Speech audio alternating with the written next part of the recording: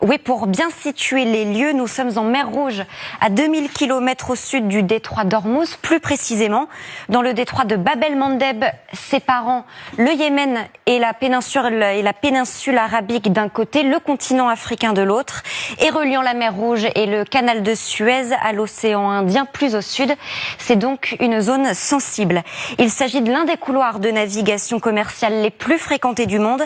Pour vous donner une idée, 40% du trafic mondial de marchandises passe par là, dont 7 millions de barils de pétrole chaque jour.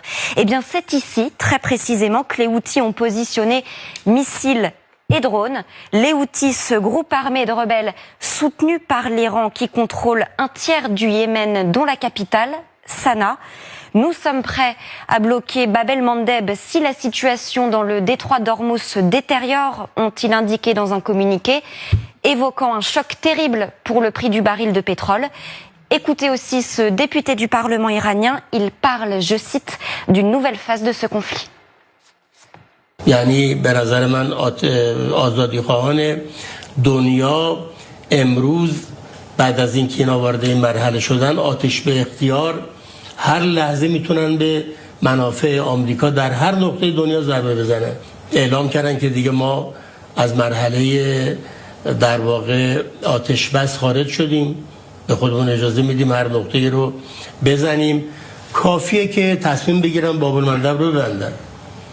و آمریکایی‌ها خواهند فهمید که هزینه فشار در تنگه هرمز چیست.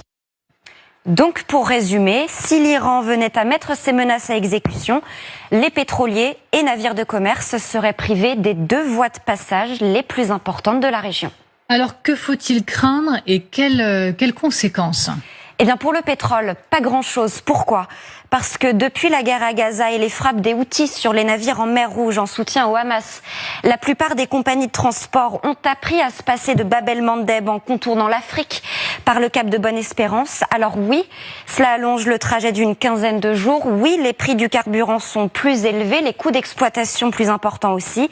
Mais le secteur maritime mondial estime qu'il peut vivre avec cela, nous indique le spécialiste Francis Perrin qui était sur ce plateau avant-hier.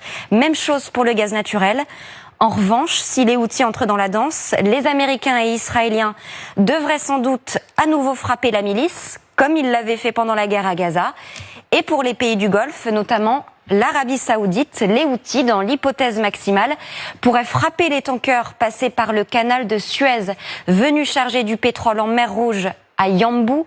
Or, ce port se trouve au bout de l'oléoduc Est-Ouest qui permet à l'Arabie Saoudite de contourner en partie le blocage d'Ormuz. Donc, c'est un risque supplémentaire.